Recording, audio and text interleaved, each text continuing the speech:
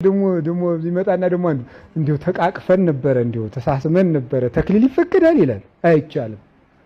ችግር የለም አይዞህ ችግር የለም ይላል። አለ ችግር ምን ታቻችላለህ? ክርስቶስ ችግር የለም ብሏል እንዴ?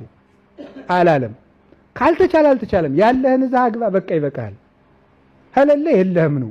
ሽልማት እኮ ነው። ሳይሮጡ እስቲ ሂድና ኢትዮጵያ ውስጥ ሲሮጡ የነበሩ አትሌቶች እስኪ ጥሩልኝ የምታውቁ ጥሩ በቃ እሺ የምታውቋቸው ሁሉ እስቲ አሁን እዚህ አቤቱ ጉጭ ብለህ ዝም ብለህ ጠላን እየጠጣ የዚያን ሰውዬ የ42 ኪሎ ሜትር የማራቶን ሜዳሊያ መውሰድ ትችላለህ?